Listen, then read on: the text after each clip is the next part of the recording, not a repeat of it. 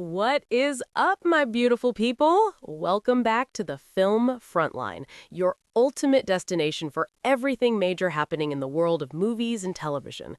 Grab your iced coffees and get comfortable, because today we are taking a trip back to Montana, but with a massive network television twist.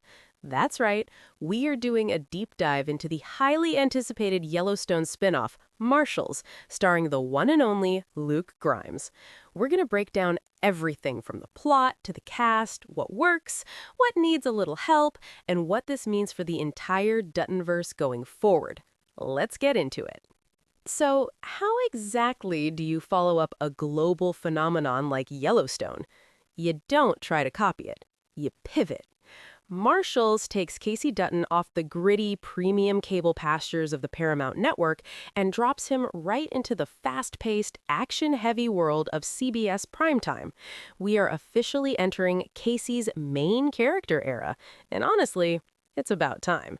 He is stepping out of the massive shadow of his father, the family drama, and yes, even stepping away from his marriage to forge a completely new path as a U.S. Marshal. Let's talk about the vibe, because this show is aggressively distancing itself from the traditional Taylor Sheridan soap opera format. The series kicks off with an intense premiere titled Pia Wikoni, which translates to New Beginning in Lakota. And they mean it. The show immediately thrusts us into an active war zone flashback, showing us Kayce's days as a Navy SEAL alongside his SEAL brother Pete Calvin, played by the incredibly talented Logan Marshall Green.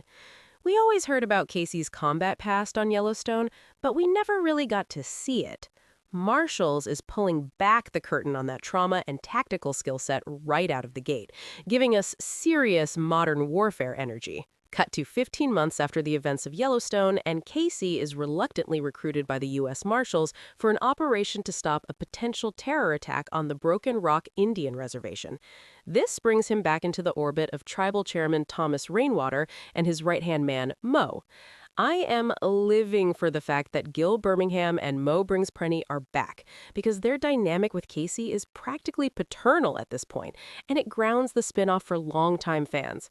We also see the return of Kayce's son Tate, and thank goodness the writers are finally giving him meatier, more complex material outside of just complaining about ranch life.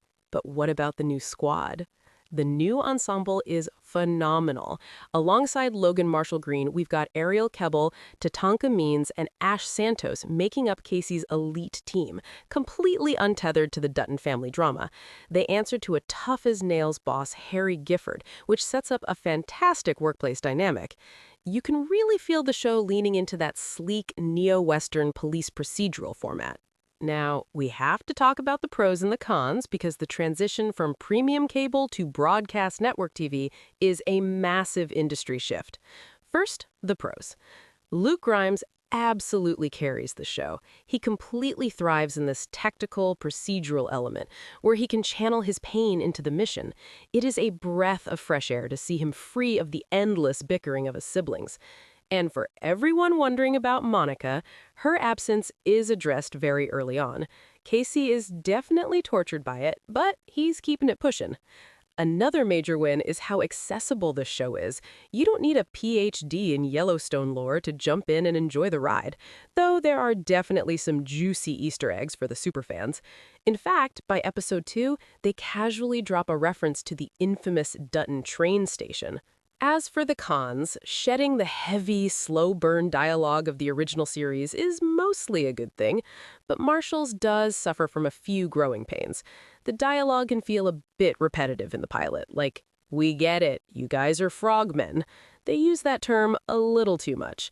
The 42-minute runtime also means the pacing is incredibly tight, so you don't get those long, sweeping, atmospheric moments to breathe. The strict procedural tone might alienate diehard fans who wanted another sprawling family draw, and since it's on CBS, you lose the graphic R-rated grit. But trust me, the action is still top tier. Kayce gets into 3 separate brawls in the first episode alone. All right, it is time for the film Frontline opinion. Personally, I think moving Casey to a structured, procedural environment is the smartest thing the studio could have done. He was always the wild card of the Dutton family, the guy who never quite fit the corporate rancher mold. Stripping away the excess family baggage and letting him be a rugged, conflicted lawman gives the character so much more room to breathe and grow. It's giving major Justified vibes, but with that distinct modern cowboy aesthetic.